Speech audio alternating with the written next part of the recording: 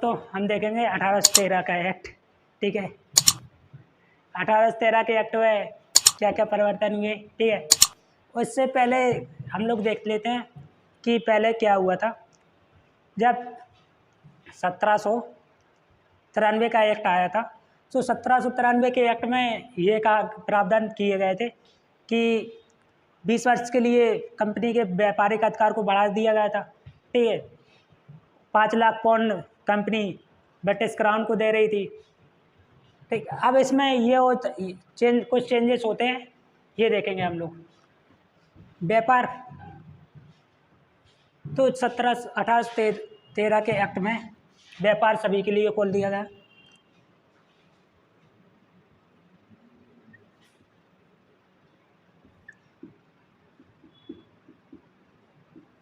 व्यापार सभी के लिए खुल गया, क्योंकि व्यापार इसलिए खुला क्योंकि 1740 से ब्रिटेन में इंडस्ट्रियल रेवोल्यूशन स्टार्ट हो गया। ठीक है, इंडस्ट्रियल रेवोल्यूशन स्टार्ट हो गया तो लोग व्यापारी जो वहाँ के थे भाई धनी होते गए, धनी हुए। तो वही उसी टाइम पे नेपोलियन का शासन था, मतलब दूसरे जहाँ का नेपोलियन था राजा। तो नेपोलियन ने सारे इस जो कंट्री थे ज़्यादातर जहाँ जहाँ से व्यापार हो रहा था ब्रिटिश का, तो प्रतिद्वंद्विता हुई, उसने कब्जा कर रखा था। तो ब्रिटिश को सर करने नहीं देता था वो व्यापार। तो भारत में ब्रिटिश क्राउन ने, इन लोगों ने दबाव बनाया ब्रिटिश क्राउन पे, तो भारत में ओपन कर दिया गया। पहले ब्रिटिश ईस्ट इंडिया कंपनी का कंट्रोल था, अब लेकिन सभी के लिए ओपन कर दिया। इससे भारतीय जो व्यापारी थे उन्हें बहुत सारे नुकसान हुआ, क्योंकि जो ब्रिटिश क्राउन से जो ब्रिटेन से आ रहे थे क्लॉथ और सारा सामान, तो इनकी मांग बड़ी क्यों व्यापारी अधिक आए, माल इनका आया तो बड़ा, क्योंकि हम लोगों का जो माल था भारतीय लोगों का वो टाइम से मतलब देर में कंप्लीट होता था, थोड़ा अलग था। तो इसी वजह से इनकी मांग बढ़ी, तो हम लोगों को मतलब भारतीय लोगों को नुकसान हुआ। प्रशासनिक और कंट्रोल तो वही था, बोर्ड ऑफ कंट्रोल, ठीक है, कोर्ट ऑफ डायरेक्टर, कोई परिवर्तन नहीं हुआ था इनमें। ठीक है, प्रशासनिक में भी कोई परिवर्तन नहीं हुआ ज़्यादा।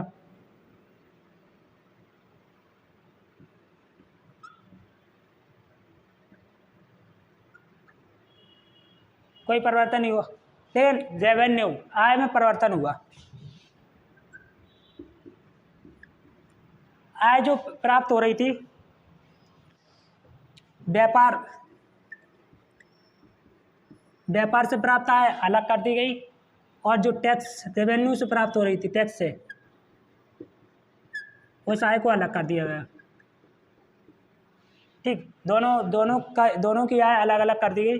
ठीक, और इसमें ईसाई मिशनरियों को अपने धर्म का प्रचार प्रसार करने के लिए भारत में परमिशन दे दी गई।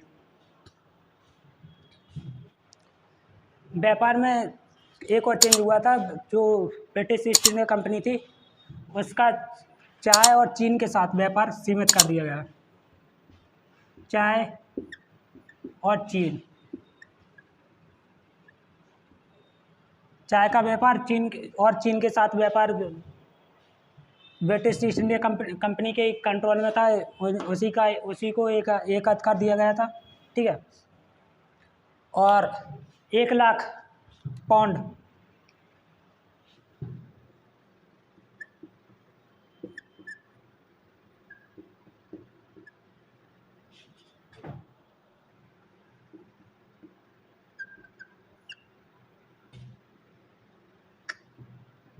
भारतीयों की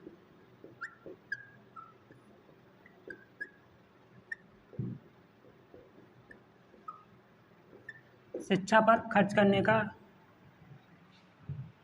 कहा क्राउन ने। इस नियम के अनुसार 1 लाख पाउंड भारतीयों की शिक्षा पर खर्च करने की अनुमति मिली।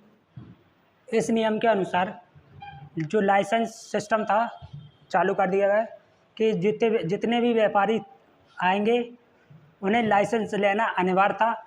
यदि लाइसेंस नहीं लेते हैं तो उन्हें व्यापार नहीं करने दिया जाएगा। यह नियम ब्रिटिश क्राउन ने इस अधिनियम के द्वारा लाया था। ठीक है दोस्तों, हम लोगों ने देखा चार्टर एक्ट 1813 का एक्ट, ठीक है।